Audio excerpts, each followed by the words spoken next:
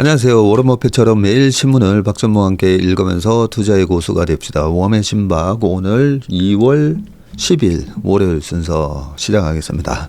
주말 잘 보내셨습니까? 네. 오늘 중요한 기사들 많이 있습니다. 일본을 방문을 해서 기시다 총리와 정상회담을 했다. 트럼프의 입으로부터 또 상호관세 얘기도 나오고, 그 일본에 가서는 뭘 받고 뭘 얻었는가, 뭘 받고 뭘 줬는가, 네, 그런 기사들. 1460조 원 투자 보따리 챙긴 미국, 관세 피하고 안보를 챙긴 일본, 뭐 이런 기사부터 여러 가지 기사 있으니까요. 좀 이따가 말씀드리고 댓글 딱 5분만 좀 보고 가겠습니다. 항상 멀리서 방송 잘 듣고 있는 사람인데 처음으로 댓글을 남깁니다. 저는 파리에 살고 계신데요. 네. 파리에 살고 있는데 지난주에 프랑스의 어느 작은 지방 도시에 다녀왔는데 식당 매니저가 저희를 보고 한국 사람이냐면서 작년 10월에 한국 다녀왔다고 너무 좋았다고 하더라고요. 그래서 어떻게 한국을 알게 되었냐고 하니까 K-팝과 드라마 때문이라고 하면서 리셉션에 있던 젊은 여자는 한국에 1년 넘게 살고 왔다고 말해서 아주 깜놀했습니다. 유럽에서 BTS는 거의 모든 젊은 사람들은 다 알고 있을 것이고 블랙핑크의 인기도 한국에서 생각하시는 것보다 훨씬 크다고 합니다. 스페인 마드리드에 가면 한국 아이돌 공연 포스터가 그냥 길거리에 쫙 깔려있고 의류 매장 등에서도 아이돌의 노래가 팝송과 함께 흘러나옵니다. 한국 아이돌들을 그냥 해외의 다른 가수들과 동격이라고 생각하셔도 무방합니다. 적어주셨습니다. 네, 이렇게 해외에 계신 우리 특파원 분들은 그 해외에서 경험하시는 거 이렇게 올려주시면 너무 좋습니다. 그렇죠? 결국은 우리나라 엔터테인먼트가 우리나라에서나 뭐 동남아에서만 잘 되는 게 아니라 지금 글로벌하게 엄청 핫하면서 이 글로벌 경쟁력을 가졌다는 거잖아요. 이런 걸 이제 저는 신문 기사를 보고 유튜브를 보고 말씀드리는데 실제 생활에서 느끼셨던 것들 올려주시면 저한테도 많은 도움이 됩니다. 고맙습니다. 동영상 전용 데스크톱 컴퓨터 하나 사면 어떻겠냐 해서 사실 샀어요. 네, 샀는데 제가 이 좀 정리정돈이 좀 잘 안 되는 사람입니다. 책상이나 이런 것도 지저분한데 한번 웹사이트 이렇게 열어놓고 그리고 워드도 하다가 열어놓고 엑셀도 열어놓고 파워포인트도 열어놓고 막 챗GPT도 열어놓고 이런 거 다 열어놓다 보면 정말 이렇게 최고급 사양의 GPU까지 달려있거든요. 엔비디아 GPU까지 이번에 달아가지고 300만 원 정도의 거금을 들여서 한 2-3달 됐죠. 마련을 했는데 이렇게 아무리 방이 넓어도 정리정돈을 안 하고 쌓이다 보면 결국 이런 일이 생기는 것 같습니다. 네. 그래서 오늘은 제가 CPU까지 확인했어요. 지금 자급관리자 들어가서 CPU가 어느 정도 되는지까지 확인을 했습니다. 엔터 얘기하다가 제가 이번 주 주말에 엔터 이렇게 찾아봤었거든요. 찾아봤는데 잠깐만요. 요거 네, 이 굿보 있잖아요. 이거 네, 이 저작권 문제 때문에 제가 오래 틀어드리지는 못하는데 저희 아들이 이 굿보이를 정말 한 2년 내내 정말 귀에 못이 박힌다고 하잖아요.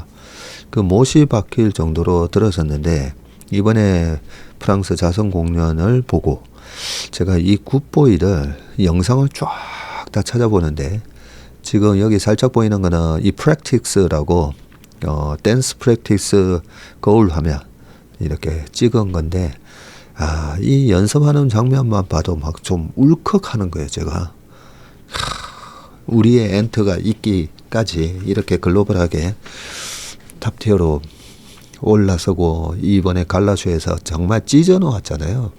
G드래곤과 이 태양 그리고 제이홉과 로제가 찢어졌는데 10년 뒤에 다시 들어도 와 저희 아들이 그렇게 이 노래를 좋아하더니 이게 곡이 참 좋더라고요. 들어도 물리지 않고 그런데 이렇게 백댄서들과 같이 연습하는 장면을 보면서 저렇게 또 피나는 연습을 해서 오늘의 G드래곤과 태양이 참 있었구나 이런 생각하니까 저 나이 때 저는 저렇게 열정을 갖고 저렇게 열심히 했었나 그런 것도 반성하면서 우리 참 동생들 참 이 대한민국을 국위선양시키는 이 동생들한테 참 너무 감사하다는 마음이 들었습니다. 이 프랙티스 영상도 한번 보세요. 조회수가 2789만 회입니다. GD와 태양의 굿보이 안무 연습 거울 모드라고 되어 있는데 참 감사할 일입니다. 자 그리고요 아니 5분만 읽겠다 그러고 벌써 또 6분이 됐네요. 딱 하나 더 좀 말씀드려야 될 게 있었는데 많은 감사와 격려해 주신 댓글에 제가 다 좋아요 클릭 남겨드렸고요.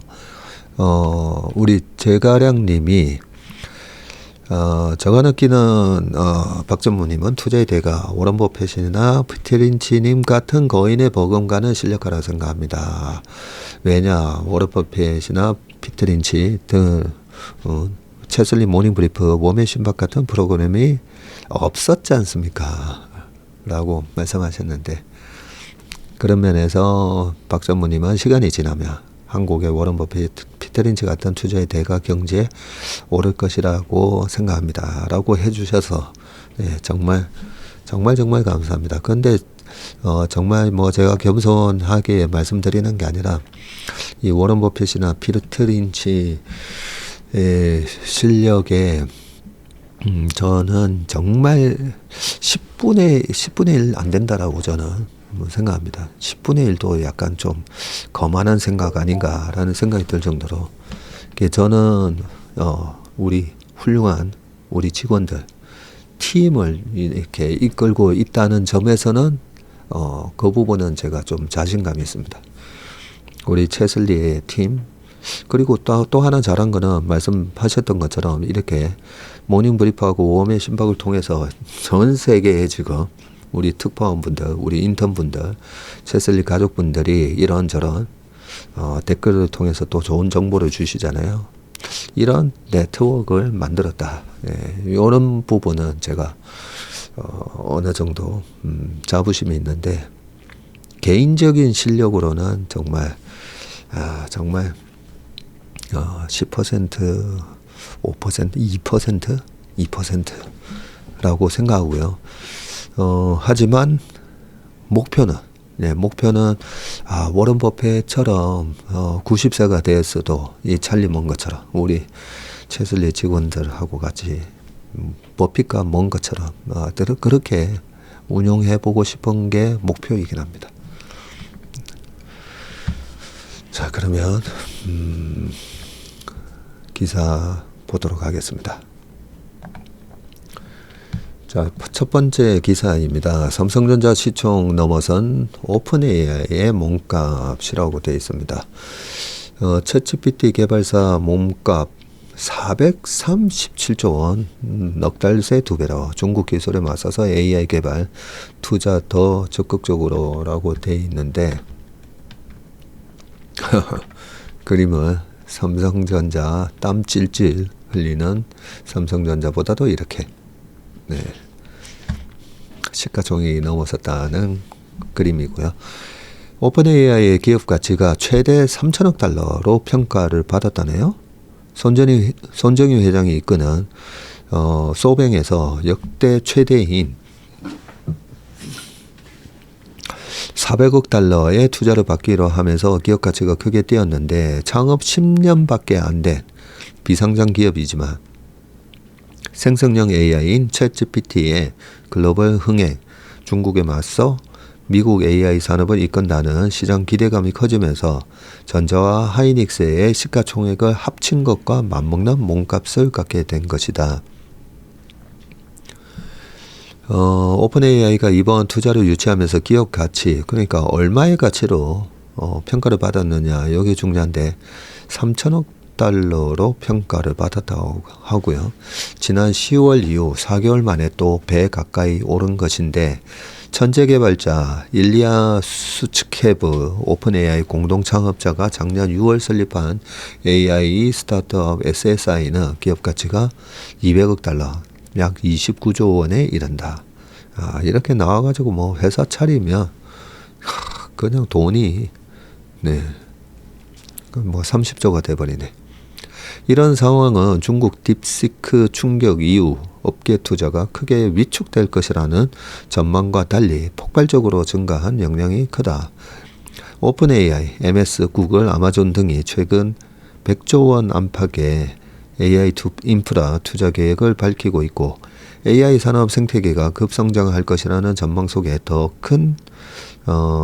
공격적인 투자로 주도권을 잡겠다는 것인데 파이낸셜 타임즈는 중국 딥시크 돌풍이 AI 투자를 부추겼다고 전했습니다. 바로 밑에 이제 피터 틸이 있습니다. 요즘 제일 핫한 팔란티어의 설립자, 군사용 소프트웨어, 기업 가치 2,534억 달러, 370조. 설립자인가요? 투자자인가요? 좀 헷갈리네. 팔머 럭키? 약간 7, 80년대 락 가수 같은 이미지인데, 그죠? 안드릴 AI 드론, 기업 가치가 40조. 그리고 일리아 수츠케브, 좀 전에 기사에 나왔던 SSI 초인공지능 개발로 200억 달러. 그리고 브랜든 챙, 실드 AI 무인기입니다. 무인기. 기업 가치 50억 달러. 에어버스 등에서 투자 유치했다. 그렇게 되어 있다. 마이크로소프트가 2019년에 오픈 AI에 140억 달러를 그때 투자를 했었는데 이번에 소뱅이 들어오면 소뱅이 오픈 AI의 최대 투자자가 된다라고 되어 있습니다. 창업 10년 만에 일론 머스크가 이끄는 민간 우주 개발 업체 스페이스X에 이어서 스페이스X가 지금 3,500억 달러 가치를 인정받고 있나 보네요. 한 500조 된다, 그죠? 그리고 틱톡의 모기업인 중국의 바이트댄스가 3천억 달러.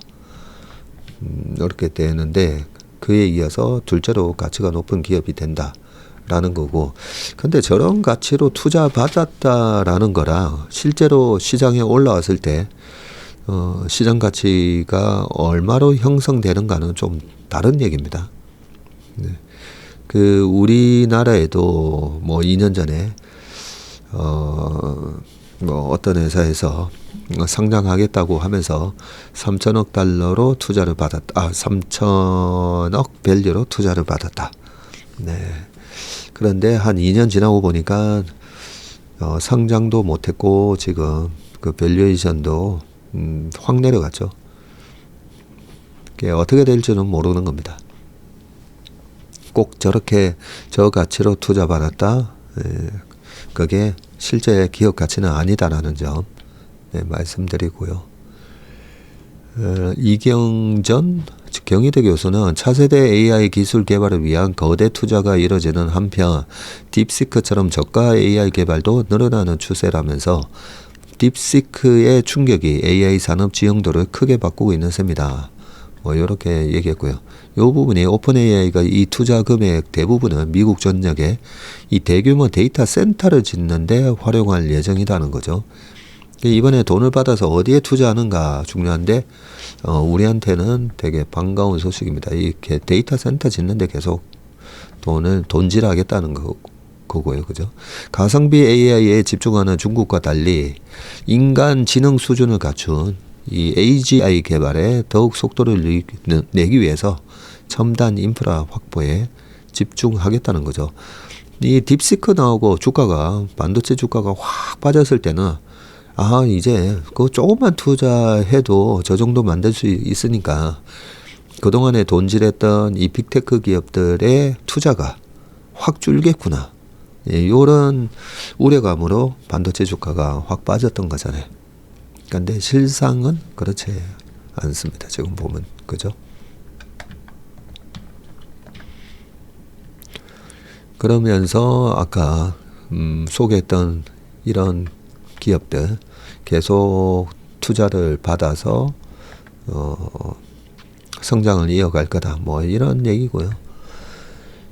오픈 AI 최고 과학자 출신인 이 일리아 수츠게버가 AI 안전을 위해 설립한 스타트업 SSI. 이거는 AI 안전을 위한 회사군요. Safe Super Intelligence. 인텔리전스 AI에 I는 그대로 갖고 왔는데 그냥 아티피셜한 AI가 아니라 Safe Super Intelligence다. 회사 이름이 좋네요. 이 회사는 현재 200억 달러의 기업 가치를 인정받고 있다라고 되어 있고요. 그 다음 반도체 기업 시가총액 비교해 놓은 겁니다. 전자가 321조. 한때는 전자한테 그 암 사라고 그죠?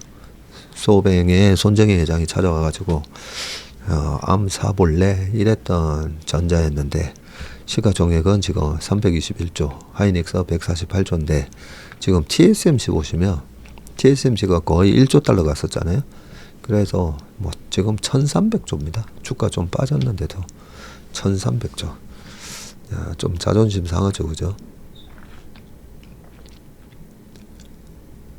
자, 주요 기업 올해 AI 투자 규모입니다. 우리가 이런 거 좀 기억해 놓으면 좋을 것 같고, 그죠?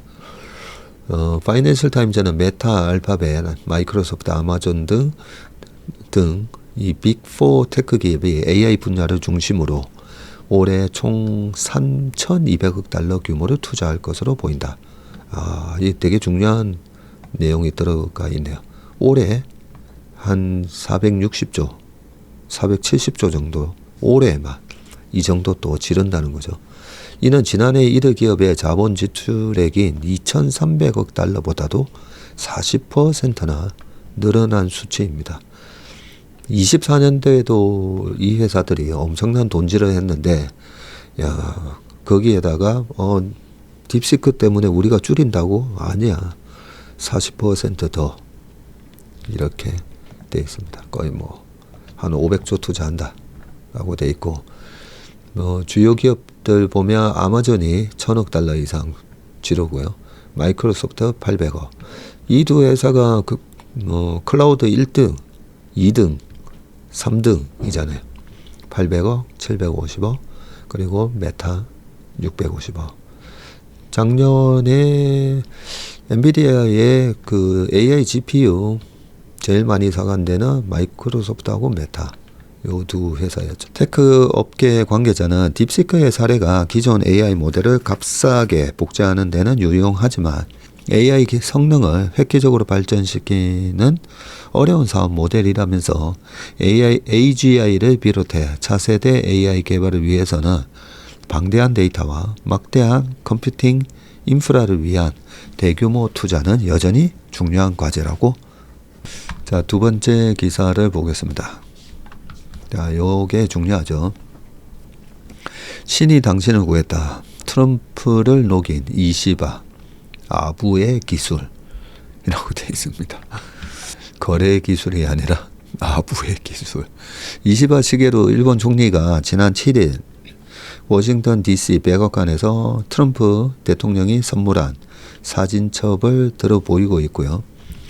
사진첩 표지는 지난해 7월 트럼프 당시 대선 후보가 펜실베니아 야외 유세 도중 총격을 맞고 일어나 주먹을 들어 보이는 장면. 7일 미국 워싱턴 DC 백악관에서 열린 미일 정상회담에서 이시바 시게루 총리가 트럼프 대통령에게 매우 진솔하고 강한 의지를 가진 지도자, 신이 당신을 구원했다 같은 각종 아부 발언을 쏟아냈다. 뉴욕타임즈는 이시바의 발언은 트럼프에게 큰 만족감을 주었고 트럼프는 입이 귀에 걸리도록 웃었다. 이시바가 트럼프에게 구애하려 아부의 기술을 끌어안았다라고 하면서 이 아부의 기술로 The Art of Flattery라고 되어 있습니다.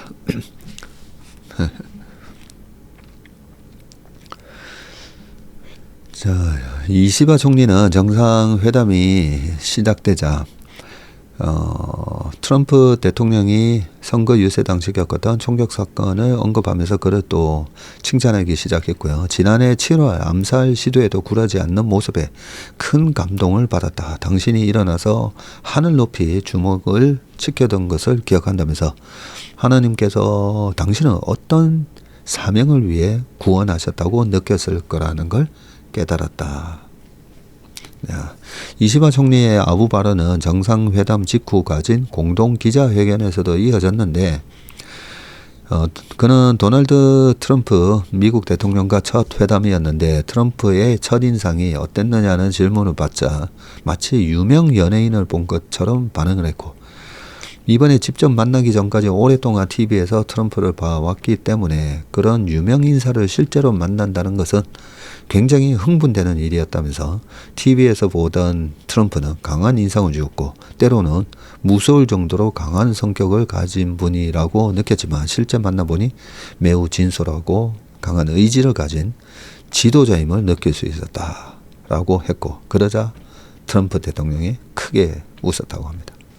민감한 질문도 잘 피해갔는데 한 미국 기자가 만약 트럼프가 일본산 제품에 관세를 부과한다면 일본은 보복 관세를 부과할 계획이 있느냐고 묻자 이시바는 가정적인 질문에는 답변을 할 수 없다.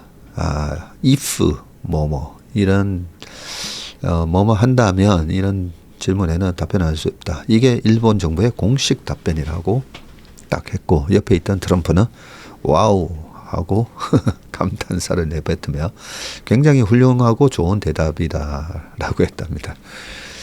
또 이시바 총리는 이날 미국산 LNG 대량 수입 계획을 언급하면서 전임 바이든 행정부가 LNG 해외 수출을 하지 않았다는 점을 비판하기도 했고요. 트럼프 대통령은 취임 첫날부터 즉각적으로 LNG 수출을 허용해 주었고 이것은 일본의 정말 좋은 소식이라면서 일본은 미국과의 무역 적자를 개선하는 데 기여하고 싶다.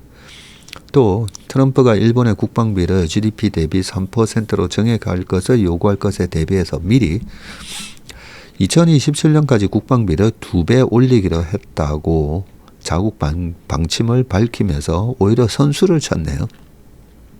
어차피 이렇게 요구할 거니까 내가 미리 트럼프 대통령이 요구할 원하는 얘기를 내가 미리 해줄게. 이런 식으로 먼저 선수를 쳤네요. 그러면서 미국이 일본에 요구해서 미국이 일본에 요구해서 결정한 것이 아니고 일본이 우리가 자체적으로 결정한 것이며 우리 스스로 책임을 지고 국방비를 늘려야 한다고 생각했다. 트럼프가 옆에서 와우 할 만하네요.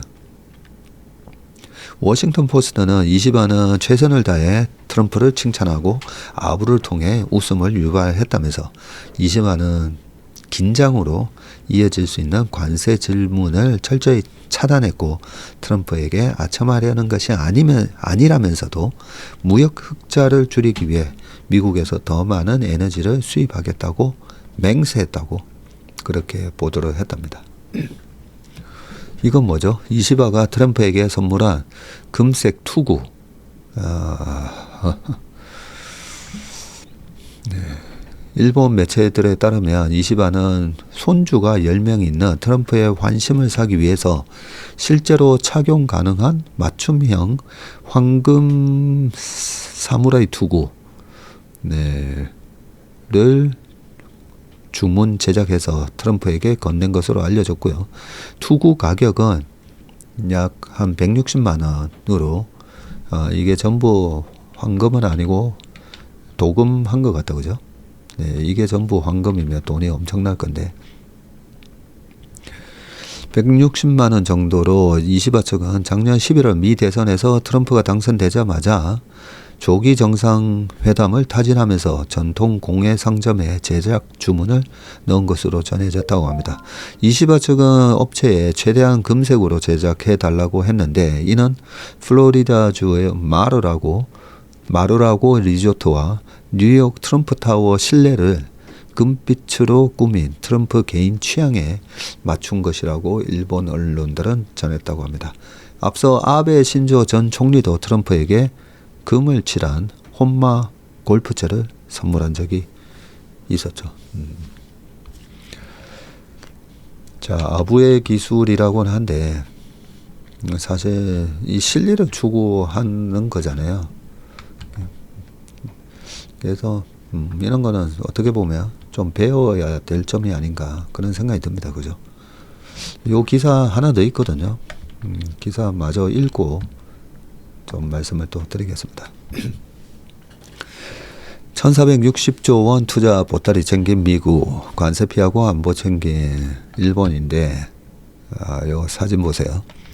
트럼프 이시바 정상회담 해가지고 백악관에서 정상회담을 가진 트럼프와 이시바 시계로 총리가 악수를 하고 있는데 두 정상은 회담 후 발표한 공동 성명에서 미일 관계의 새로운 황금기를 열겠다고 했고 일본은 1조 달러 규모의 대미 투자를 약속했고 미국은 일본의 핵 우산 제공을 비롯한 안보 지원을 확인했다. 그러면서 이 이시바 총리가 아부를 했다라고 좀 전에 뭐 그렇게 돼 있는데 이 사진 찍는 장면 보세요. 딱 한 손으로 하고 트럼프는 이제 두 손으로 잡는 이런 모습 하면서 그래 우리가 1조 달러 투자해 줄게 하고 트럼프는 본인이 이제 원한 거 이상의 뭔가 성과가 있었다고 생각을 해서 기분 좋아가지고 두 손으로 손 잡는 저는 장면을 연출을 했습니다. 우리도 저래야 될 건데 그죠? 내용 조금만 더 읽어볼게요. 1시간 50분 동안 이 정상회담을 했었군요. 그러면서 미국은 1조 달러 대미 투자 약속을 얻었고 일본은 이런 안보에 대한 재확인하는 성과, 재확인? 뭐 성과로 하기에는 그렇긴 한데 상호 관세와 같은 껄끄러운 주제는 묻어두고 서로 이득이 되는 정책과 약속을 주고받은 것이다. 미국 우선주의, 아메리카 퍼스트를 내세운 트럼프 정권에 일본이 약속한 1조 달러 투자는 깜짝 선물에 가깝고 미국 투자 1위 국가인 일본은 앞으로 도요타 자동차, 이스즈, 일본 제철과 같은 민간 기업이 주도해서 현재 7,833억 달러인 투자 금액을 25% 정도 더 늘리겠다고 약속했고요. 이시바 총리는 정치인뿐만 아니라 민간인 중에서도 트럼프 대통령의 취임을 기뻐하는 사람이 많다면서 도요타 아키오 도요타 회장을 언급을 했고 곧장 도요타 자동차의 대규모 미국 투자 계획을 제시하면서 미국에 더 많은 투자를 하고 고용을 창출하고 싶다고 얘기를 했고요. 이시바 총리는 미국 방문 전에 고등학교 대학 동창인 도요타 회장과 만나서 투자 계획서를 받은 것으로 알려졌다. 도요타 회장 만나서 나 이번에 미국 가서 정상회담 해야 되는데 내가 트럼프 대통령한테 뭔가 이렇게 투자에 대한 선물을 줘야 되는데 좀 해줘라. 구체적인 그런 투자 발표 좀 해줘라. 어느 정도 투자할 수 있냐. 뭐 이런 거 얘기를 하고 간 거다, 그죠? 알래스카산의 LNG 대량 구매 약속은 일본이 트럼프 대통령의 에너지 수출 확대 정책을 지연하겠다는 제스처이고, 트럼프는 LNG 신규 수출 허가를 동결했던 바이든 전 대통령의 조치를 취임 전날 해제했습니다. 일본은 연간 7,200만 톤을 수입하는 세계 2위 LNG 수입국이지만 미국산 비율이 10% 미만에 불과하기 때문에 일본은 호주로부터 40%, 동남아에서 20%, 이 비율을 낮추고 미국산을 높이면 되기 때문에 별다른 손해 없이 생색을 낼 수 있는 카드였고요. 일본은 바이오 에탄올과 같은 다른 미국산 에너지의 수입 증대에도 나설 예정인데, 트럼프는 일본이 조만간 기록적인 규모의 LNG 수입을 시작할 것이라면서 우리는 알래스카 파이프라인을 얘기하고 있다고 또 했네요. 여기 주요 성과 딱 요약이 되어 있네요. 네, 밑에 그냥 내용을 보겠습니다. AI 전략인 이 스타게이트를 일본 정부가 지지한다는 약속도 거론이 된 걸로 알려져 있고요. 5천억 달러를 투입하는 스타게이트 프로젝트에는 미국 오픈 AI, 오라클과 함께 소뱅도 참여하고 있죠. 경제적 선물의 대가로 일본은 안보에 필수적인 5가지 약속을 받아냈고, 트럼프는 동맹국인 일본의 방위를 위해서 미국의 억지력, 방위력을 100% 제공하겠다. 네, 이렇게 밝혔습니다. 회담 후 발표한 공동성명에는 미국의 핵우산을 포함해 일본 방위에 확고하게 관여한다는 내용이 명기되어 있고, 중국이 영유권을 주장하는 센카쿠 열도, 중국에서는 다오이다오라고 하는 이 영토는 일본 영토라는 미국의 지지도 재확인했고, 미일 안보조약에 따른 미국의 방위 의무가 일본 영토인 이 센카쿠 열도에 적용된다는 내용을 공동성명에 넣었네요. 북한 비핵화와 힘과 강압에 의한 중국의 현상 변경 시도 반대도 공동성명에 포함됐고, 일본이 중시하는 다자간 협력인 한미일 협력과 쿼드에 대한 트럼프 정권의 지지도 이끌어냈고, 이 쿼드는 미일, 호주, 인도가 참가하는 대중국 견제 안보 협의체입니다. 미국의 대일 무역 수지 적자 표가 나오네요. 1년에 554억, 600억, 675, 700억. 작년에 조금 줄었다, 그죠? 685. 700억 달러면 거의 100조. 미국으로부터 한 100조 정도, 그 정도 무역수지 흑자를 일본이 내고 있네요. 그리고 미국, 일본의 교육 규모인데요. 이거 보시면 총 교육 규모에서 일본의 미국 수출은 이만큼이고, 미국의 일본의 수출, 미국이 수출하는 거는 849억 달러인데, 일본이 미국으로 수출하는 거는 거의 한 1.8배 정도 되는 1415억 달러를 일본이 미국에다가 수출을 하고 있습니다.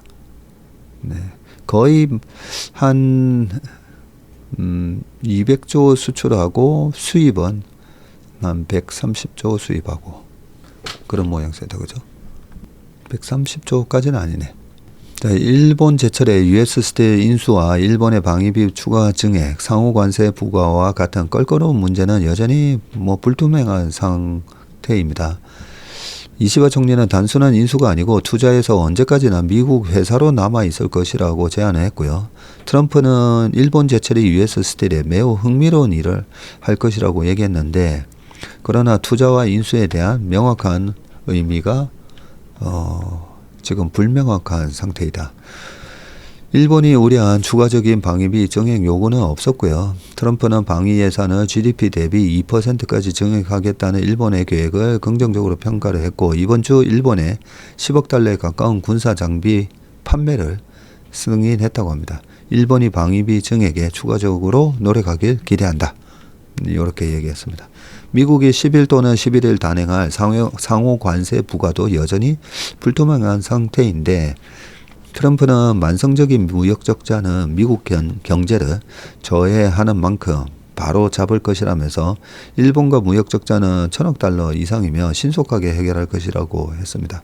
이 시반은 미국이 관세를 부과할 경우 보복 관세로 대응할지에 대한 부분은 답변하지 않았다. 이 부분에서 우리가 미국의 횡포 이런 식으로 보일지는 모르겠지만 사실 통상 이런 거에 대한 교육에 대한 이런 압박 이런 게 1, 20년 된 얘기가 아니거든요. 역사를 사실 거슬러 올라가면 우리가 일본이 저렇게 현대화된 게 메이지 유신 얘기하잖아요. 1865년인가 8년인가 68년 언저리. 네, 그때 메이지 유신을 우리가 많이 얘기하는데 그 메이지 유신의 역사를 보더라도 그 전에 미국의 페리 총독이 와가지고 일본으로 그 교육을 열어라. 그러면서 거기서도 되게 불합리한, 불공정한 그런 교육 조건을 많이 얘기했다고 합니다. 그 중에 또 미국인이 일본에서 죄를 짓더라도 치외법권 이런 거 있잖아요. 일본에서 처벌받는 게 아니라 미국에서 처벌받는다는 그런 조항까지 다 넣어가지고 그래서 일본에서도 그 부분에 처음에 반발이 있다가 결국은 개항을 하고 그러면서 불리한 교육 조건 때문에 당시에 일본에 그때 에도 막부 시절이었기 때문에 영주가 있고 그 밑에 소장농들이 있고 제가 일본의 이 사무라이 영화를 가끔씩 보거든요. 왜냐면 제가 이 검도를 하다 보니까 이 칼 쓰는 사무라이, 일본의 전설적인 검객 이런 거 있으면 꼭 이렇게 좀 봅니다. 그런 영화를 보더라도 이 에도 막부 시절에 보면 이 지나친 이 탐관 오리들의 착취, 소장농 착취하는 그런 장면들이 많이 나옵니다. 거기에 그 영주들은 이 사무라이들을 데리고 있으면서 그 사무라이들이 딱 출동해가지고 이 소장농들이 곡괭이 들고 해도 워낙 이제 사무라이들이 칼을 잘 쓰니까 저쪽에 유럽의 영주 밑에 기사들을 거느리면서 똑같은 거죠. 똑같은 건데 그 시대 에도 막부 시대가 이제 막을 내리고 그러면서 메이지 유신에 의해서 일본이 근대화되고 일본 정부 헌법 이런 게 세워지고 하면서 이토 히로부미 이런 사람들이 보면 영국 가서 저거 배워오고 그러거든요. 그게 우리가 조금이라도 세국 정책이 아니라 좀 불리하고 불공정하더라도 그런 신문물을 좀 더 빨리 받아들였다면 그 치욕의 역사가 없었을 거라는 거죠. 그게 거기가 한 단계 더 나아가서 서울대 그 김태우 교수님이 말씀하신 이 패권 전쟁에서 산업혁명 같은 새로운 레볼루션들이 한 그런 기술이 발명이 됐을 때 하여튼 최대한 빨리 그걸 받아들여서 그걸로 글로벌하게 이 탑티어에 있으면 100년을 먹고 산다는 거잖아요. 100년을. 근데 거기서 뒤처지는 순간 우리가 일본의 식민지 그러면 이 메이지 유신 1860년대라고 보면 그러고 나서 그죠? 6.25 전쟁 끝날 때까지 우리가 참 힘들게 재건하는데 얼마나 오래 걸렸습니까? 100년을 정말 제일 힘든 시기 아니었을까요? 그죠? 그런 시기를 보냈었던 건데 어쨌든 지금 기술적인 여러 가지 패권 기축통화 달러의 패권 가진 나라가 어쨌든 미국이고 그죠? 그 미국의 최고의 권력을 쥔 사람이 트럼프 대통령이고, 거기서 이렇게 아부의 기술 어쩌고 하면서 조롱당하더라도 우리가 좀 실리를 챙기는 그런 외교를 해야 된다라고 생각합니다. 여기까지만 하겠습니다. 뭐 또 이런 정금 외교 정책 이런 거 잘 모르는 사람이 이래 함부로 또 얘기하면 안 되니까요. 요 얘기가 있죠. 트럼프가 우크라이나 전쟁 끝내려고 푸틴하고 통화를 했다라고 돼 있고, 한번 볼게요. 트럼프 대통령이 푸틴 대통령과 통화한 사실을 8일 공개했는데요. 트럼프는 러시아 우크라이나 전쟁을 끝내고 싶다면서 푸틴과의 정상회담을 추진하겠다고 했고요. 트럼프가 푸틴과 통화한 사실이 지난달 20일 취임 이후 알려진 것은 이번이 처음입니다. 트럼프는 이날 뉴욕포스트 인터뷰에서 3년 가까이 장기화하는 러시아와 우크라이나 전쟁을 언급하면서 푸틴이 신경 쓰고 있을 거라고 생각한다. 모든 죽은 사람은 당신의 자녀와 같다. 200만 명이 아무 이유 없이 숨졌다. 와, 200만 명이나 죽었나 보네요. 트럼프는 나는 언제나 푸틴과 좋은 관계였다. 그는 사람들이 죽는 것을 보고 싶어 하지 않는다고 했고요. 트럼프는 전날 대통령 전용기인 에어포스 원 기내에서 뉴욕포스트와 단독으로 인터뷰를 했다고 하고요. 푸틴과 몇 차례나 통화했느냐는 질문에는 말하지 않는 편이 낫다고 얘기를 했습니다. 여러 번 통화했나 보다, 그죠? 트럼프는 22년 2월 러시아가 우크라이나를 침공했을 때 자신이 미국의 대통령이었다면 전쟁을 막을 수 있었을 거라면서 바이든은 나라 망신이었다. 그렇게 얘기를 하고요.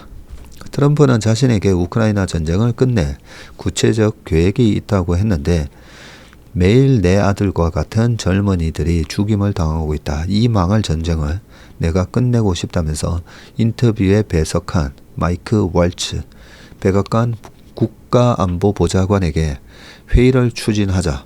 푸틴과 정상회담을 추진하자. 그들이 만나고 싶어 한다고 바로 얘기를 했군요. 드미트리 페스코프 크렘린궁 대변인은 이 보도에 대해서 확인도 부인도 할 수 없다고 했고, 미 정부의 업무가 진행되면서 다양한 채널에서 소통이 이루어지고 있다. 그런 소통 중에는 내가 직접 알거나 인지하지 못하는 것이 있을 수 있다고 살짝 발뺌을 했군요. 이 전쟁에 대해서도 참 할 말이 많긴 한데 그냥 간단하게만 말씀드리면요. 22년 2월이잖아요. 22년 2월. 저도 그때 22년 시장이 워낙 페드가 금리 3월부터 올리기 시작하면서 시장이 힘들어지다 보니까 이 전쟁이 좀 빨리 끝났으면, 왜냐면 물가를 되게 자극을 해버렸잖아요. 그것 때문에 22년 3월 달에 3월 10일 정도에 유가가 130% 찍거든요. 그것 때문에 여러 가지 이제 파장이 컸었죠. 자, 그런 게 좀 전쟁이 빨리 끝났으면 했는데 자세히 생각해 보면 전쟁의 양상을 보면서 내린 결론이, 우리가 한국 전쟁 때 1950년 6월 25일 6.25가 발발을 하면서 그러면서 3년 걸렸잖아요. 3년 걸리고 그러면서 남북으로 갈라지고 그러면서 우리 쪽에서는 한동안 거의 한 50년 동안 공산당이 싫어요. 그죠? 그 프레임이 남한에 강하게 이제 자리 잡게 됩니다.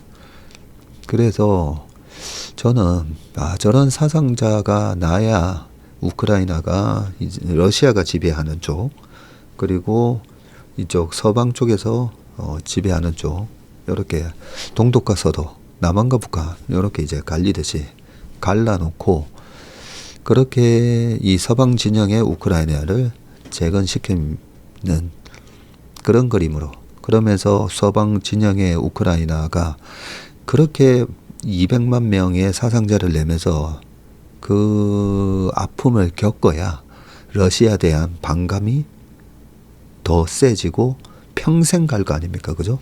저 전쟁을 겪은 우크라이나 국민들은 평생 러시아하면 치를 뜰 거 아닙니까? 저희 아버지가 40년생이시고 이 전쟁을 10살부터 13살까지 겪으셨잖아요. 그러니까 그 실제 전쟁을 겪은 분들하고 우리처럼 그냥 역사책에서 보는 이 전쟁에 대한 느낌 그리고 이 공산주의에 대한 반감 이게 같을 수가 없잖아요. 그래서 저는 이번에도 저는 똑같은 전략인가? 예, 이렇게 전쟁이 지금 25년 됐으니까 3년 됐네요. 이제 딱 3년 됐다 그죠? 이 정도 3년에서 이런 큰 사상자 내고 파괴하고 아픔을 겪고 분노 네, 그러면서 딱 전쟁을 종식시키고 네, 서방 진영, 러시아 진영으로 우크라이나를 갈라놓고 그러고 재건이 들어가면서 서방 진영의 우크라이나를 또 잘 살게 만들어주면서 러시아를 견제하는 러시아 이제 바로 코앞까지 우크라이나가 서방 진영이 되는 그런 그림이지 않을까 뭐 제 그냥 내피셜입니다. 자, 그 다음 기사 보겠습니다. 자, 좋은 시절 끝났다. 애물단지 칠형제로 전락한 빅테크 7총사 이유가 M7 얘기다 그죠? AI에 자금 쏟아붓는 M7 기업 자본 지출 규모 1년 새 43% 쑥 이익 성장률은 4분기 연속 뚝 딥시크 쇼크 겹쳐서 주가도 털썩 S&P 500 지수 상승폭 발목 잡아 고드름 밑에 M7이네요. 최근 월가에서는 빅테크 기업들의 성장세 둔화와 과도한 AI 투자를 의심하는 목소리가 거세고 빅테크 기업들 주가가 지지부진한 사이 M7 기업을 뺀 S&P 500 지수 수익률이 오히려 더 좋았다. M7 기업의 지난해 4분기 이익 성장률 추정치는 22%이고요. 4분기에. 이는 4개 분기 연속으로 감소한 수치로 23년 4분기에 기록했던 56.8% 대비해서 이익 성장률입니다. 현재 낮아졌네요. 56.8에서 22%로 그죠? 거의 60에서 한 20이 된 거다 그죠? 자, 성장률 둔화에도 M7의 AI 투자 등 이 자본 지출 캐펙스는 올해 한층 확대돼서 M7 이외 S&P 500 지수 구성 기업과의 격차를 한층 늘릴 전망인데 구글은 올해 자본 지출을 750억 달러 한 108조로 설정을 했는데 이는 지난해보다 43% 늘어난 수준입니다. 마이크로소프트와 메타, 테슬라도 연초 계획을 내세우면서 자본 지출을 크게 늘린다고 밝힌 바 있습니다. 프랑스의 금융그룹인 이 소시에테 제네랄의 앤드루 랩손 글로벌 투자 전략 대표는 M7과 나머지 S&P 500 기업들의 자본 지출 차이에 주목하라면서 지난해 M7의 자본 지출은 전년보다 40% 늘어났지만 나머지 S&P 500 기업은 3.5% 증가했다고 밝혔습니다. 그러나 월가를 중심으로 빅테크 기업의 지출 성과에 대한 의심은 점점 커지는 모습이고요. 딥시크발 충격에서 드러나듯이 빅테크들의 AI 투자는 확대하고 있지만 실제 성과는 미미하기 때문이다. 자, 이 같은 점에서 월가에서는 빅테크들의 AI 부문 실적 발표에 민감하게 반응을 하고 있는데 구글의 AI 클라우드 부문 매출 실적이 기대치를 하회하자 알파벳 주가가 하루 만에 거의 7% 떨어진 게 대표적인 예다. 아, 이런 표를 딱 캡처해서 그죠? 저장해 놔야 돼요. 둔화되는 M7 순이익 증가율. 23년도에 이렇게 증가했다가 작년에 툭툭툭툭 이렇게 떨어지고 있습니다. AI 마이크로소프트도 AI 클라우드 매출이 기대치에 못 미쳤고 지난달 30일 주가가 하루 만에 마소 주가가 6.2%나 하락했고요. 두 기업 모두 클라우드 매출액은 전년 동기와 비교해서 늘어났지만 시장의 높은 기대치를 충족하지 못하자 주가가 크게 빠졌습니다. M7 기업들 주가는 S&P 500 지수 상승에 발목을 잡고 있고요. S&P 500 지수에 투자하는 ETF인 뱅가드의 S&P 500 부죠, 부. 는 7월 종가 기준으로 연초 대비해서 2.74% 상승하는 데 그쳤지만 M7을 제외한 S&P 493의 시가총액 가중 방식의 ETF인 ET 파이낸스 라지캡 X 매그니피센트 7. 요 M7만 제외한 ETF도 있네요. 오늘 기사 보면서 아주 좋은 것도 알았네요. 박정무 그것도 몰랐어. 이러시지는 마시고. 네. 알았는데 또 까먹었을 수도 있습니다. 네. 연초 대비 5.49%나 올랐군요. M7을 제외한 기업 주가의 상승폭이 더 큰 것이다. 저희 그 퇴직연금 ETF에는 작년 연말에 이 M7이 너무 좀 밸류에이션이 좀 팍팍하고 저렇게 이 성장률 줄어드는 거 있잖아요. 네, 요거 때문에 나스닥 필반 그 비중을 줄이고요. 타이거 필라델피아 반도체 ETF 비중을 많이 줄이고 저걸 넣어놨어요. 나스닥 커브드 콜. 네, 나스닥 커브드 콜을 넣어놨더니 수익이 굉장히 짭짤합니다. 그래서 나스닥이 작년 초 재작년처럼 이렇게 강하게 올라가지 못하고 좀 2월 말까지는 왔다 갔다 할 것 같아서 이렇게 횡보하면 콜을 복권이라 했잖아요.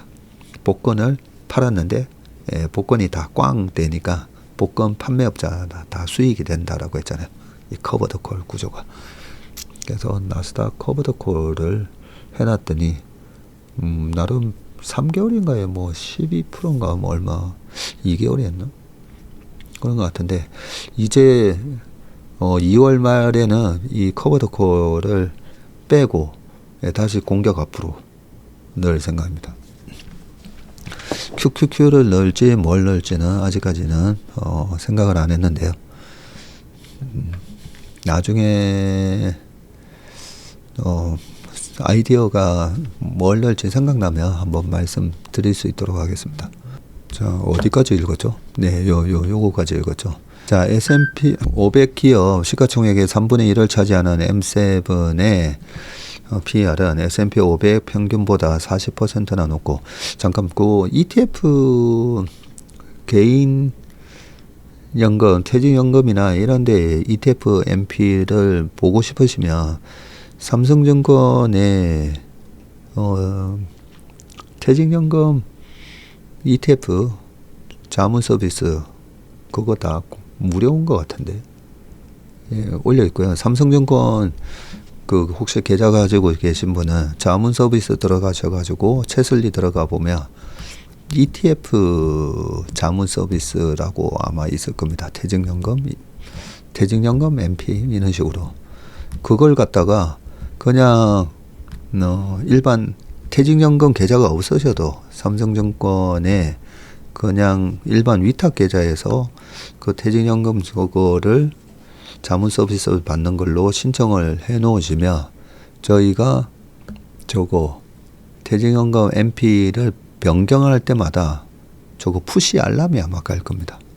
그리고 또 KB증권도 있어요. KB증권에도 자문 서비스 자문사 서비스 들어가셔가지고 보시면 채슬리의 퇴직연금 ETF라고 퇴직연금 MP 서비스가 있을 겁니다. KB는 월 5만 원이었던가 뭐 그랬던 것 같기도 하고요. 자문 서비스로. 밑에 좀 더 읽어볼게요. M7이라는 단어를 만든 것처럼 만든 것으로 알려진 마이클 하튼의 뱅크 오브 아메리카 최고 투자 전략가도 M7에 대한 비관적인 전망을 내놨군요. 그는 최근 미국 빅테크 기업들의 AI 투자는 그만한 이익을 창출하지 못할 것으로 보고 있는데 앞으로 M7은 미국 주식을 이끌지 못하고 오히려 L7 레그니피센트 7 우리가 조금 이래 늦게 바로 해야 되는데 약간 늦게 이렇게 처리하는 걸 레깅 한다라고 그러죠. 레깅. 그리고 좀 뒤처지는 걸 레가드. 그래서 주가 수익률이 떨어지는 일개 종목 L7이 된다고 꼬집었네요. 실제로 2000년대 초반 대표 기술주는 마이크로소프트와 인텔, 시스코, 오라클, IBM, 루슨 테크놀로지 그리고 노텔 네트워크스였는데 이들은 2000년 4월 기준으로 미국 주식시장의 19%를 점유하고 있었고요. 이 중 인텔과 시스코는 당시 달성했던 주가 고점을 지금 25년이 지난 현재까지도 회복하지 못하고 있고 루슨 테크놀로지와 이 회사는 합병됐고 노텔 네트워크스는 아예 폐업이 됐다고 합니다. 그러면서 더 이상 시장에 남아있지 않다고 합니다. 기사 재밌게 잘 적으셨네요. 자, 그 다음 기사입니다. 마지막 기사였네요. 네. 시간이 또 1시간이 다 됐네요. 자, 역시 K방산 이틀 만에 30% 올랐다. 난리난 개미들이라고 되어 있는데 진격의 현대 롯데 이틀 만에 30% 급등했고 올해 영업이익이 1조 원대 하루 만에 목표가가 21%나 쑥이라고 되어 있습니다. 하여튼 뭐 최근에 52주 신고가 내면서 막 날아가는 종목이 있잖아요. 그런 종목은 뭔지 어떤 모멘텀으로 가는지 체크해 볼 필요가 있습니다. K2 전차 현대 롯데 이틀 만에 급등을 해버렸죠. 지난 4분기 실적을 통해서 이 디펜스 방위산업 분야 부문 수익성이 크게 향상됐는데 폴란드로의 K2 전차 수출이 순조롭게 진행된 덕분이고요. 올해도 수주가 계속될 전망이고 각국의 추가 수주도 기대되고 있습니다.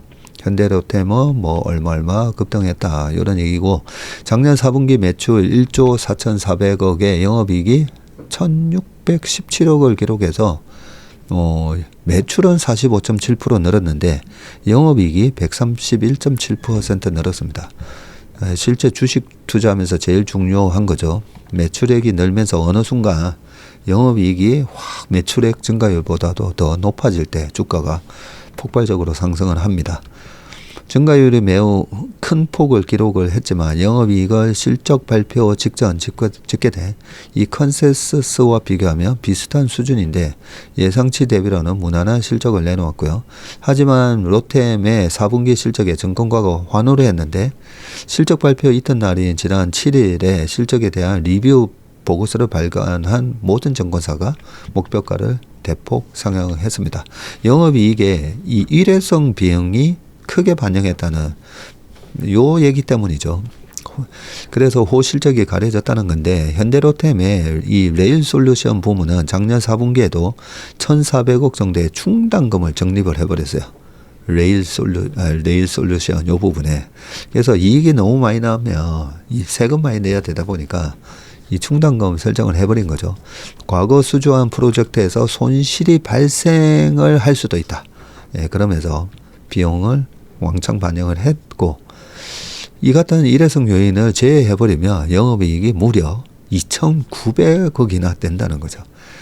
이 호실적을 이끈 게 바로 이 디펜스 부문이고 안유동 교보증권연구원이 디펜스 부문 영업이익은 2,763억으로 영업이익률이 이게 중요하죠. 31%입니다. 31%. 우리나라 국방부에 뭐 100억에 납품하다가 200억? 250억 이렇게 가격을 올려도 폴란드에서 제발 좀 빨리 좀 만들어서 줘라 이러면서 영업이익률이 지금 폭발적으로 늘어나고 있죠. 매출 비중이 67%인 수출의 경우 마진이 41%라는 놀라운 수익성을 기록을 했고요. 폴란드로의 K2 전차 매출 규모 확대에 따른 수익성 개선, 우호적인 환율 효과가 긍정적이었을 거다라고 보고요. 또 다른 배성조 하나투자증권연구원은 폴란드로의 1차 수출 물량과 관련한 매출 인식은 작년 4분기부터 올해 2분기까지 가장 높은 수준일 거라면서 작년 4분기의 기록적인 마진을 확인했기에 이를 미래 추정치에도 반영한다라고 되어 있습니다. 올해 연간 영업이익이 1조 원에 달할 것으로 보고 있네요. 그리고 추가 수주도 기대되는데 추가 수주는 단가가 또 더 높아질 가능성이 기대되고 있고, 폴란드로부터 K2 전차 2차 이행 계약은 몇 차례 수년됐지만 마무리 지금 단계로 알려져 있고, 특히 폴란드 측이 요구한 사양을 반영한 이 PL 버전과 장애물 개척 전차 등 수출 단가가 더 높아질 가능성이 있다고 했습니다. 폴란드로부터 2차 수주 규모는 약 180대로 예상되고 있습니다. 중동 지역에서도 무시 못할 규모의 수주 가능성이 있다는 관측도 나오고 있고요. 사우디아라비아와 아랍에미리트의 교체 수요를 고려한 중동 전차 수출 시장 규모는 약 18조 원이 정도로 추정을 하고 있다고 합니다. 네, 오늘 웜의 심박은 여기까지 하겠습니다. 해외로부터 여러 가지 우리의 아이돌 그룹부터 이런 방산까지 수출 모멘텀이 계속 터지면서 달러를 벌어 들여오는 이런 훌륭한 우리 기업들이 올해 많은 비관 속에서도 우리 시장을 이렇게 계속 견인해 줬으면 좋겠습니다. 네, 이번 주 한 주 화이팅 넘치시는 한 주 되시고요. 저는 내일 다시 찾아뵙겠습니다. 고맙습니다. 안녕하세요. 저는 체슬리 투자자문의 박세익 전무이고요. 체슬리 투자자문 이승준입니다. 네, 많은 분들이 기다리셨던 ETF 강의 드디어 저희가 시작하게 되었습니다. ETF 강의를 위해서 우리 이승준 대표님과 그리고 최일호 상무, 박성구 매니저까지 맞습니다. 거의 한 달 넘게 야근을 하면서 심혈을 기울여서 자료를 만드셨기 때문에 이 강의만 들으셔도 ETF가 뭔지 어느 정도 이 투자에 대한 감을 잡으실 수 있다라고 생각합니다.